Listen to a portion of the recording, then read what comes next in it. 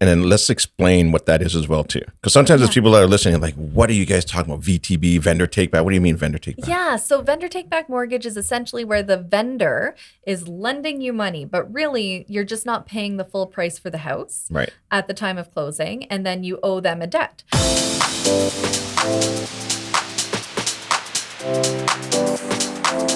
All right, we're live.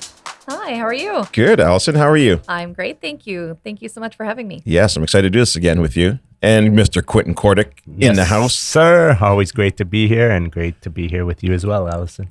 Yes. So I want to touch on 3 kind of segments today. So the first one, we'll kind of go through like a bit of a market update, see what's happening, what you're seeing from the streets. Then we'll get into like disputes. Okay. And I know we had a good conversation on disputes at one of my last team meetings that I had, which was interesting. And then also we'll get into some financial stuff like VTBs. Everybody's heard about promissory notes lately and how dangerous that can be as well too, right? So let's just kind of touch on all that. So we will dive into what are you seeing in the marketplace? Like what's happening right now? What type of deals are you seeing coming through, not coming through, not closing? Yeah. I always preface this with the fact that lawyers tend to be a few months behind the actual market because we're closing the deals that the agents wrote a little while ago. But on our end, one thing that we have noticed is there is unfortunately a lot more power of sale action happening in the market, where unfortunately lenders have had to take steps to enforce their security and homes are being sold under power of sale. So the reason we get involved more in those properties is the contracts are very different than a standard residential resale property. And most agents will ask that a lawyer reviews the Schedule A. So that's really the only reason that we tend to know that there's more out there than usual.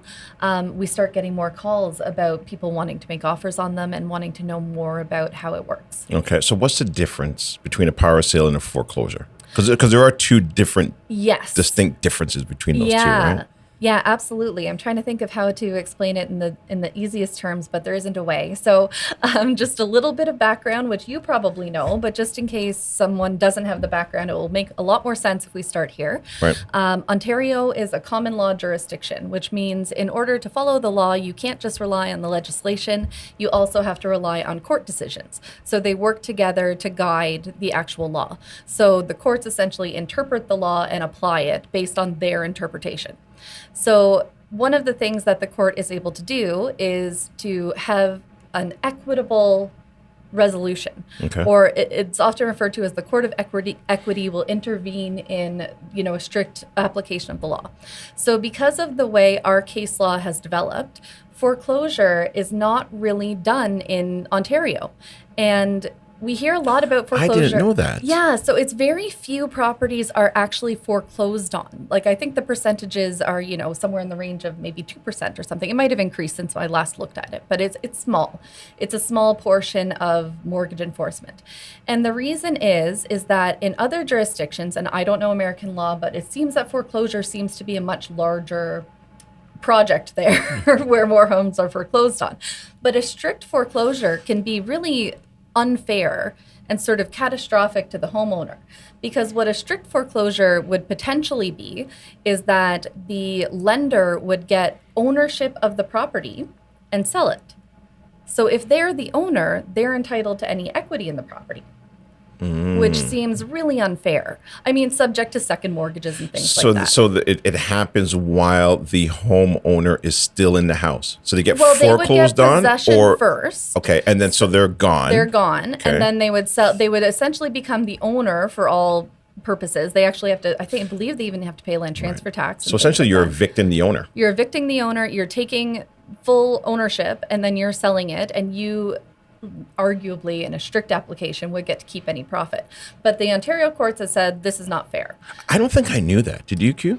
From a U.S. perspective, yeah. I knew that because remember when that happened in the U.S., right? People basically just dropped off their keys. And are you talking like 2008? Yeah. Well, what was actually interesting with that as well, too, is that when that was happening, and the banks were calling them because people just stopped making those payments.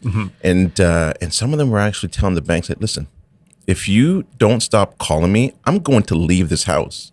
Meaning that they wanted them to stay in the house, so at least they'll cut the lawn to maintain the property, because the banks don't really, at the end of the day, want these homes as well too, which I thought was actually kind of interesting. Like I heard that through kind of like stories of just talking to people.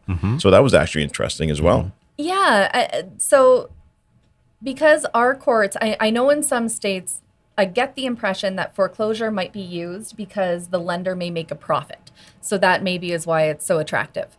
But in Ontario, the courts have given so many ways to intervene in a foreclosure so that doesn't happen, because they believe it to be essentially inequitable and not a fair outcome between all the parties that have a stake in this.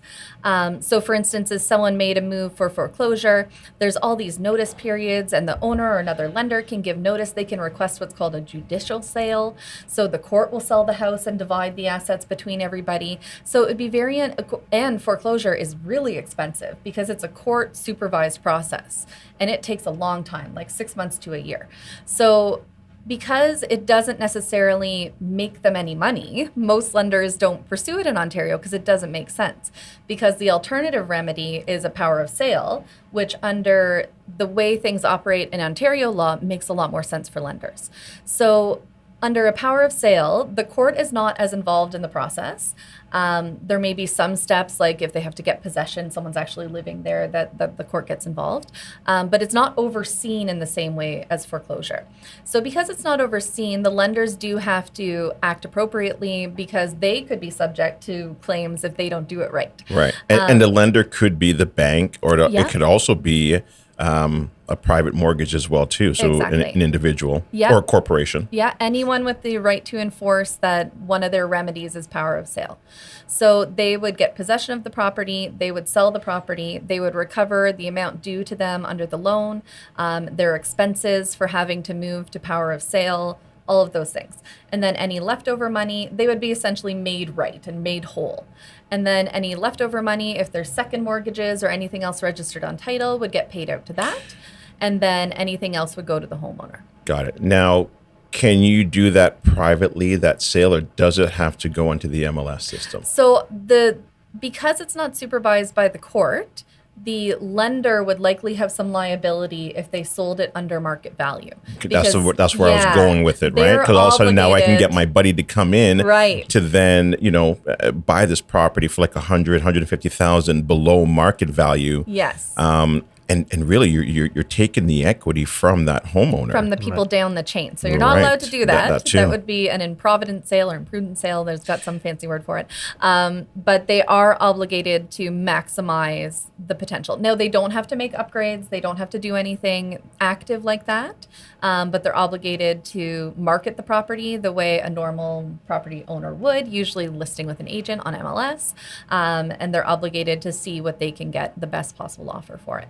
So what changed then from like where things are today compared to the 80s? Because remember the 80s, it was like, oh my God, you can get like such a great deal with this power of sale.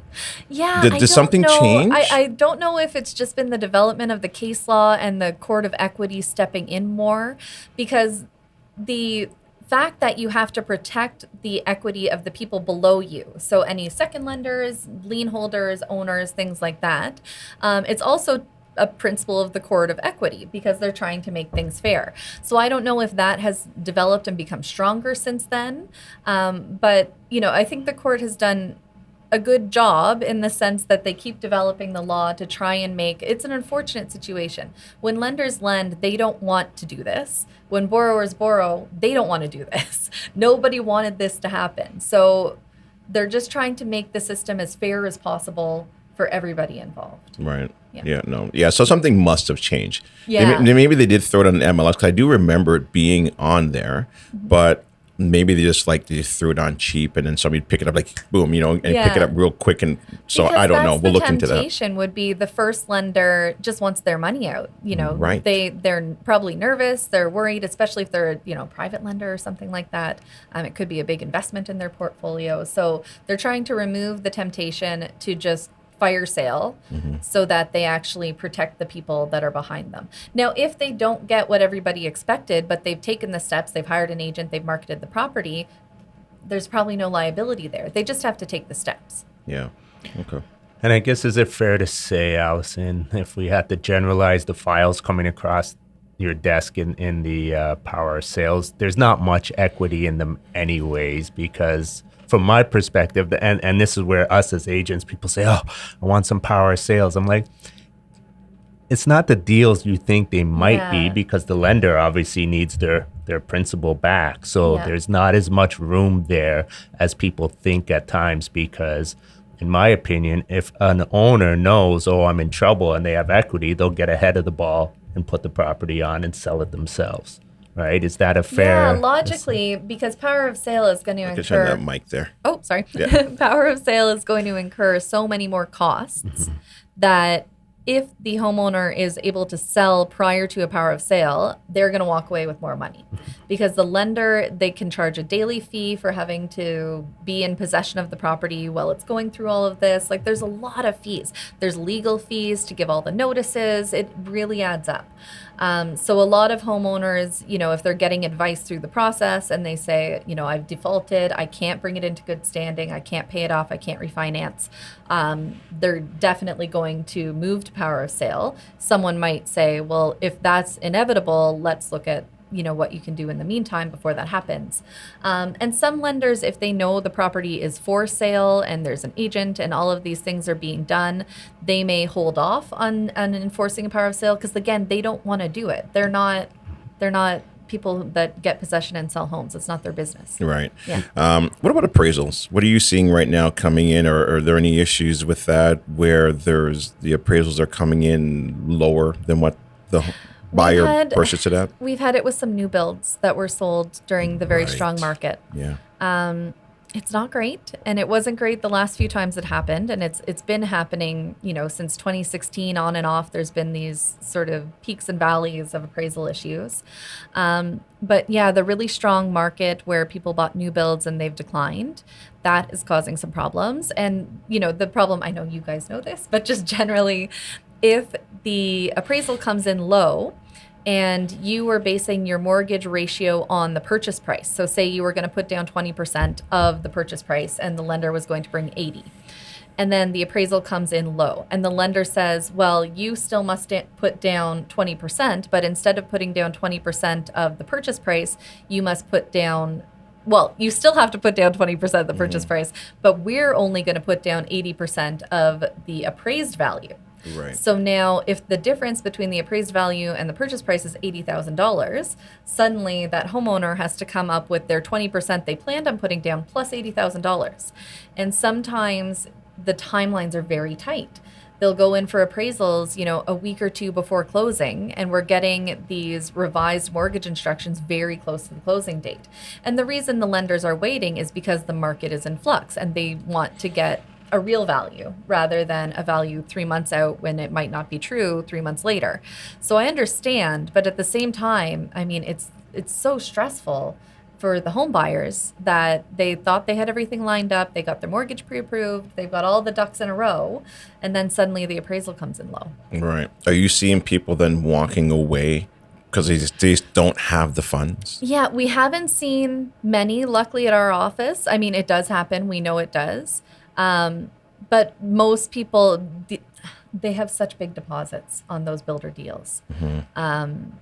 So if they don't close on the builder deal, they lose those deposits. They have further liability to the builder if the house sells for less. It's a big hit. So a lot of people are moving mountains to try and get this done. Mom, Dad, find a way. That's the most common mountain people scale, but it's stressful, and you feel like it's not anything they intended when they entered into this contract. Everyone entered into the contract in good faith, but all these market forces are so far beyond what we can control. Are the builders being flexible at all, or no? Some are, doing what they can, but, they also need to be profitable and they need to do all of the things that they're responsible for doing. And they're not obligated to really do much, but some are looking into ways they can help, but still sort of meet their goals. Yeah. It's not like the homeowners who bought previously and had ridiculous appreciation went back to the builder and said, hey, let me share some of this with you. I made $250,000. Let me give you $50,000 out of goodwill, right? Yeah. But now the tide has turned a bit. Right? Exactly. Yeah. Okay. Anything else before we move on to disputes? No, Like I would just say, you're seeing in the just marketplace. if you're interested in a power of sale property, make sure you have it reviewed before it goes firm. If you can put in one of those solicitor conditions, they're probably expecting it, because there is a lot of due diligence you have to do on a power of sale property that you don't necessarily have to do on a resale property because it would be covered by title insurance. Here it's not. So it is a different process. So just be cautious of them. Get some good advice before. It's not to say they're not great sometimes and your dream home and all of those things, and they can work out wonderfully. But just make sure you go into it with your eyes open, and if you have to do an extra layer of due diligence, that it gets done. Okay, perfect. All right, let's move on to disputes. Lot disputes. Yeah. Do you see that often, and what happens there? Because I know we talked about an issue with that, and I can't remember the name of the registries. Can you just touch on that? Yeah. So if there is a significant title issue with a property, one of our first red flags, if it's known, obviously, because if it's unknown, that's different. But if it's a known title issue, one of the first red flags that lawyers see is when we do our title search, the property has been retained in the registry system. So that was the paper-based system of registering and transferring ownership of properties in Ontario. So that has moved. The vast majority of properties have moved to the new system, which is all digital. So every record is digital now. You don't need to hold on to your papers or anything like that. So that is the title system that we operate in now. So if we do a title search of the property, and it has a little R beside the PIN number, we know that it's still in registry. And the first question any lawyer should ask if they see one of those is, why is it still in registry? Because usually it means that something is wrong in the history of that property. It wasn't in good enough shape to convert it to the new title system. So we can get a report from the province where they outline at least one of the reasons why it was retained. Because when all the properties were moved, I'm so glad I didn't have to do this or be part of this.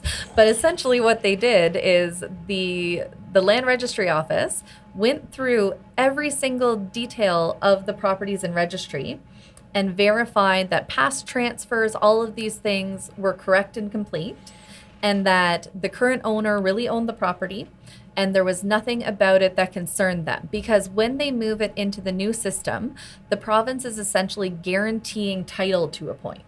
So they have some liability for all the properties in this new system.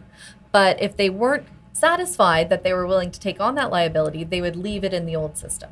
So there's very few left. A lot of them are, rural properties, private roads tend to be a big contributor, things like that. But every once in a while, there's one in a municipality that has some issue. And some of the issues can be really benign. So for instance, on a transfer, someone's name was registered with a spelling, and then when they sold the house, there was a different spelling. And was it the same person? Yes, it was. But it's a quirk, and they don't necessarily, depending on who reviewed it, and they don't necessarily like the quirk because it should be consistent. Right. So it's the same person that owned it, that sold it. So some of them we look at and we're like, oh, okay, we can title insure over this because it's not really material.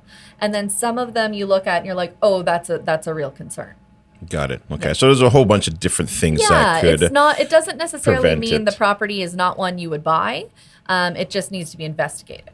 Right. And then, so you get the title on it, but they may also put some exceptions in there as well, too, saying, hey, look, we will give you title insurance, but we're not covering this until it gets resolved after closing. Yeah. So if we have a quirky property, we put in sort of a pre-approval for title insurance. Yep. And we say, here's the quirk. Here's all the documents about the quirk so you can look at it.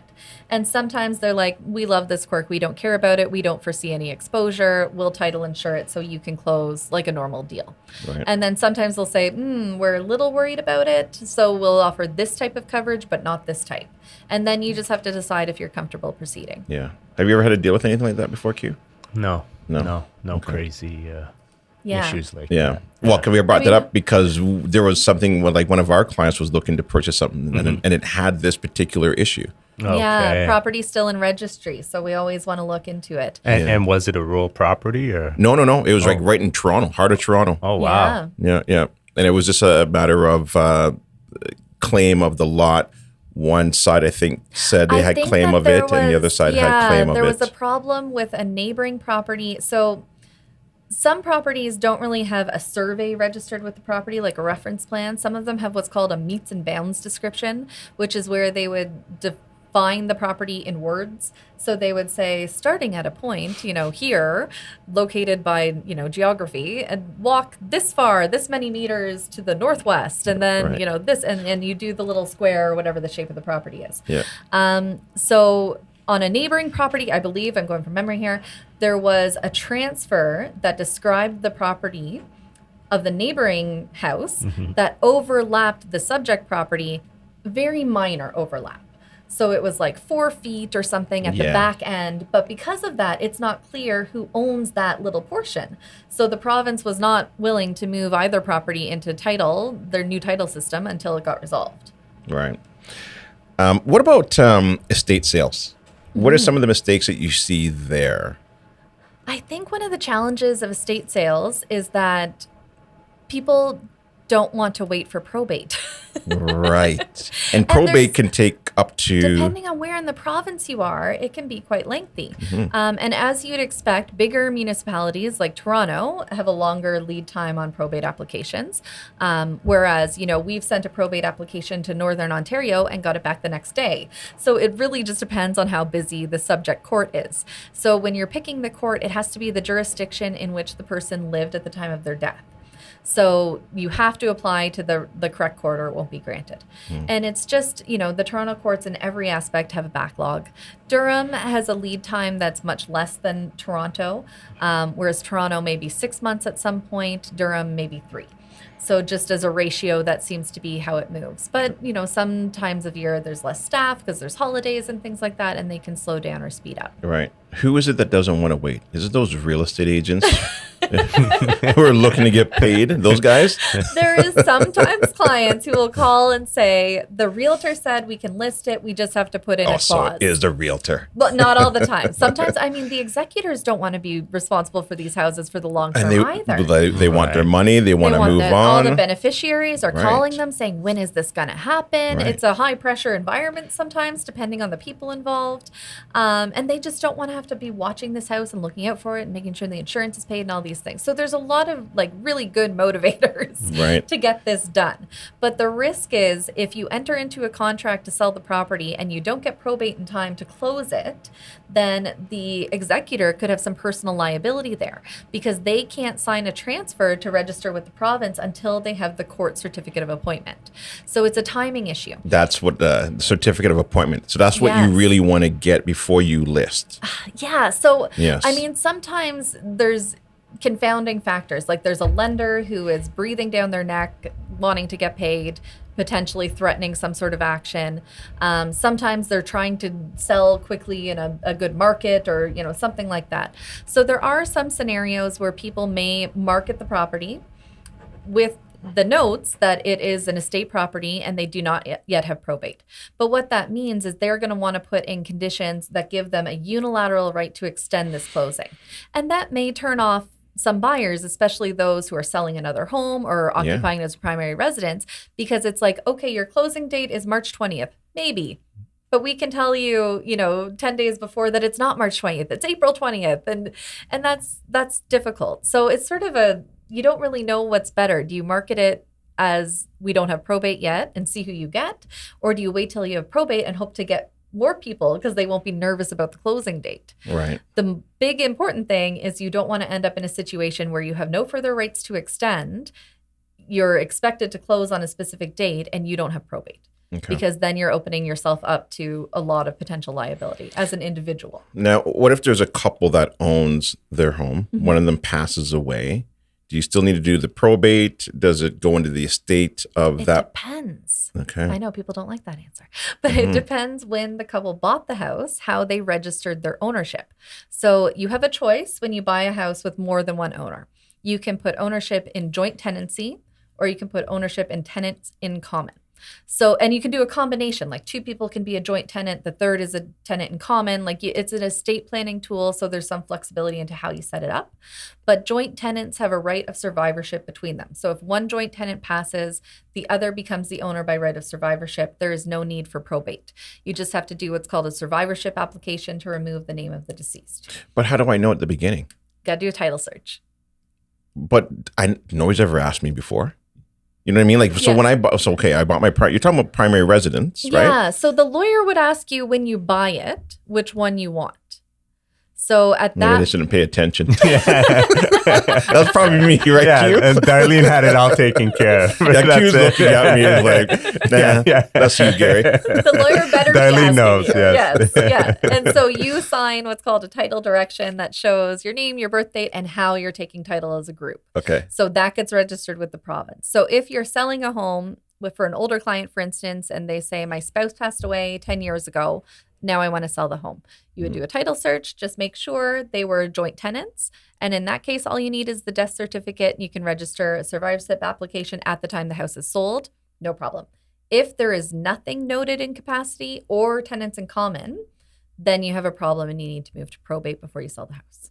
Got it. Okay. So I think, Gary, to break it down, we can have, let's say we did a joint venture. Mm-hmm. So you and Darlene joint tenants, maybe myself and Nadia joint tenants, but together it can be tenants in common. Exactly. Right? Yes. Got it. Okay.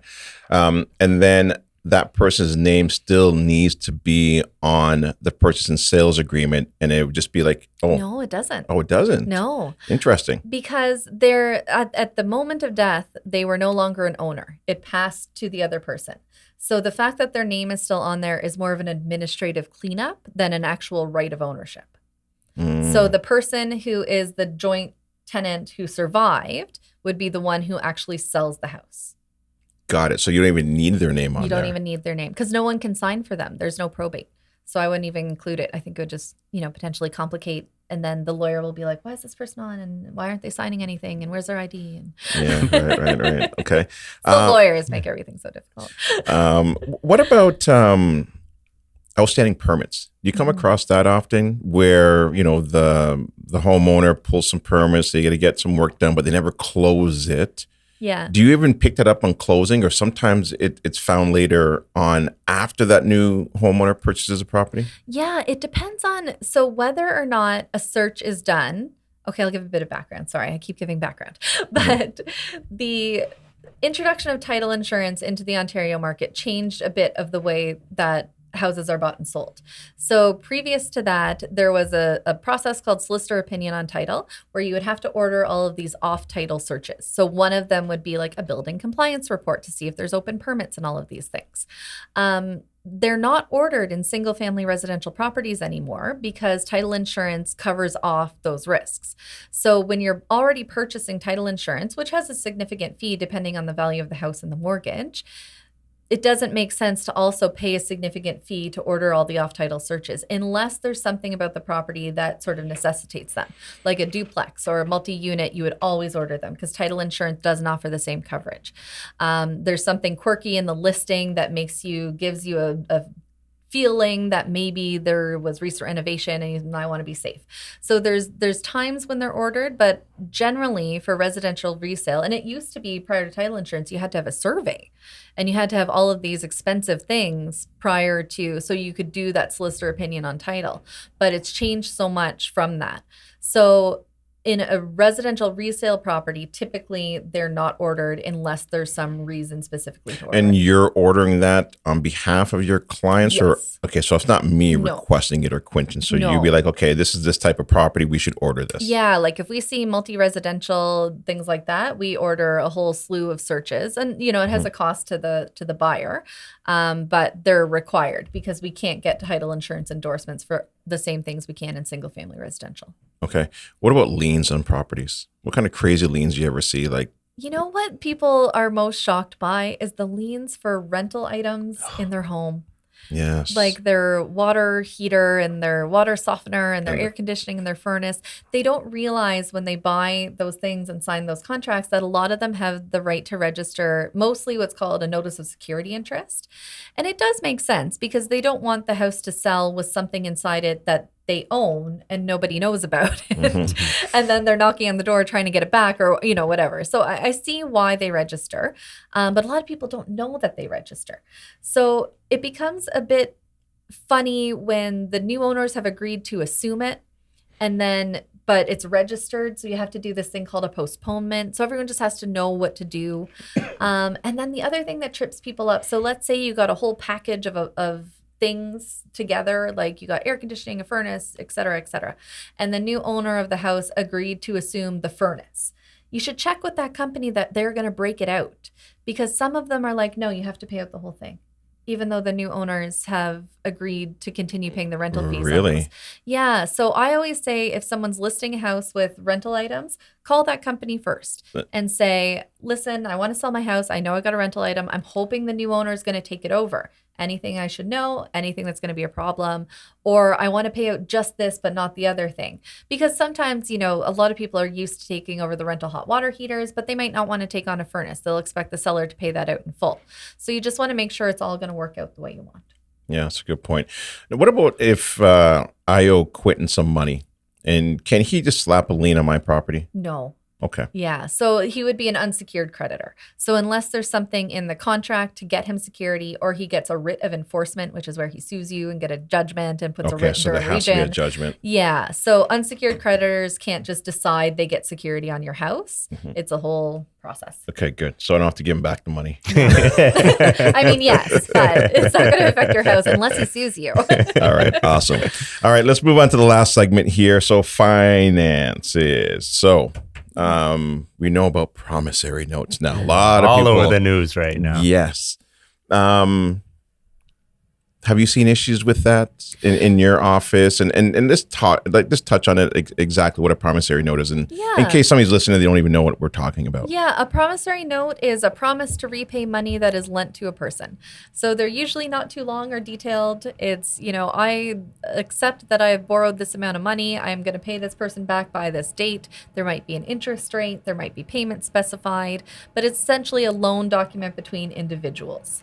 A promissory note is typically not secured. Otherwise, it would become a mortgage or something to that effect. So it's just a debt floating around in the universe. A lot of the time in real estate, where I think they're used, but we aren't involved, is people are borrowing for down payments. And the reason we would never ourselves be involved in that, and this is something that people don't quite always understand, is that if you have an institutional mortgage, so not a private mortgage, like a lender, credit union, a big institution with a banking number, your lawyer has obligations to your lender as part of your mortgage contract. And one of those obligations is that if your lawyer knows anything that your lender doesn't, that is material to your lender's position, your lawyer has to disclose it. So if someone came to me and they had put on their mortgage application, the deposit was fully from my own funds, and that was part of their debt to income ratio, and it was all part of the approval process. And then they say, oh, actually, I borrowed it at 25% interest, and I have to pay it back in 2 months, and I don't have the money. That's material to the lender. So lawyers can't, we can't do both those things because they don't go together. Right. So I don't know what happens out there with promissory notes. Right. And so that probably just takes place after the fact. I don't know I mean, we see promissory notes in other contexts where people are just lending money because they want to, and they want a lawyer to draft a contract, and it doesn't have to do with a pending real estate sale. Right.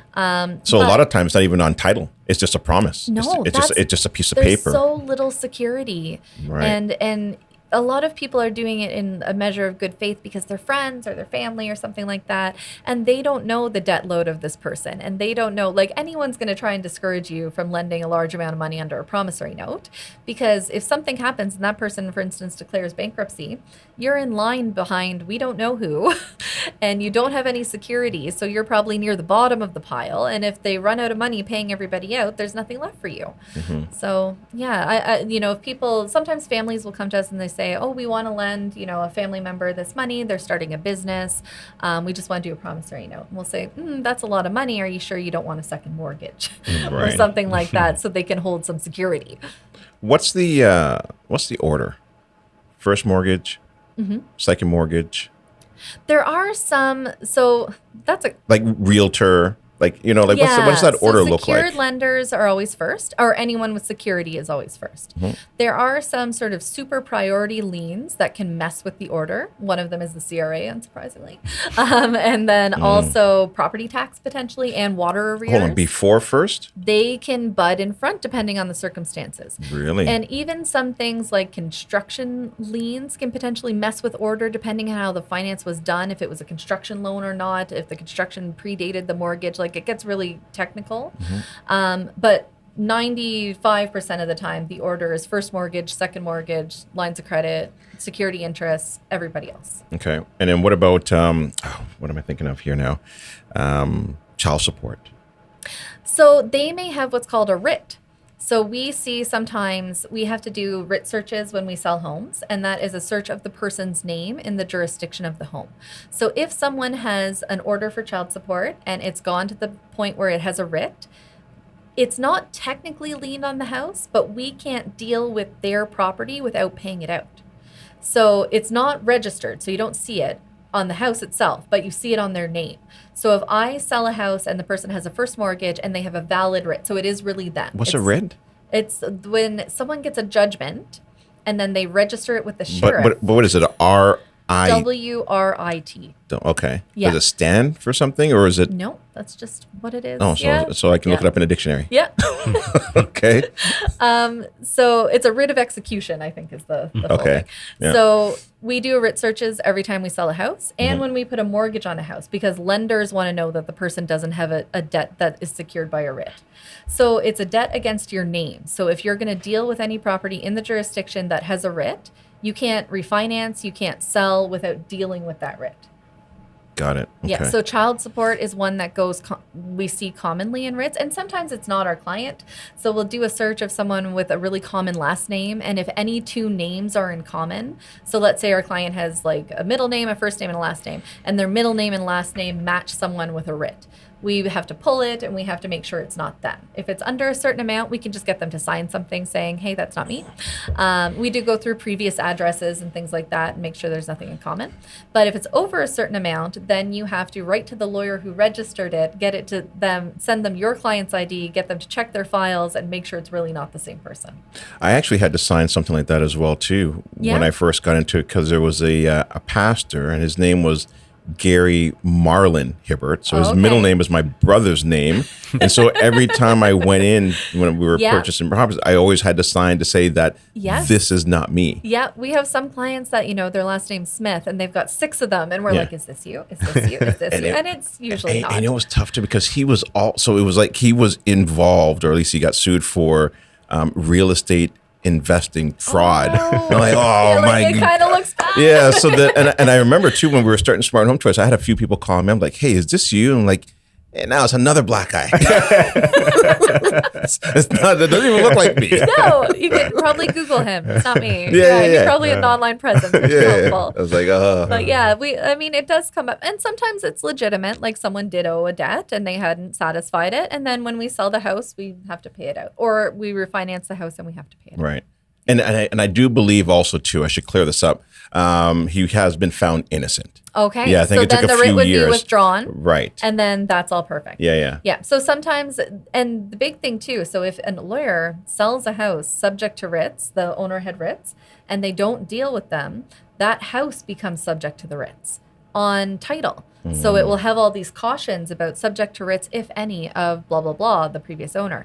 Big mistake if the lawyer does that. They should not be doing that, because that is a marketability of title issue now. Okay. So lawyers have to be really careful about writs, make sure we get rid of them so that we can sell the house with clean title, because otherwise they will attach on. All right. Vendor take back mortgages. That's a big one right now. And especially in the world that we're in, right, Q? Mm-hmm. How does that work? Because that obviously has to get registered on title as well. Yes. How do you play with that? So as long as everybody knows about it and is cool with it, it's great.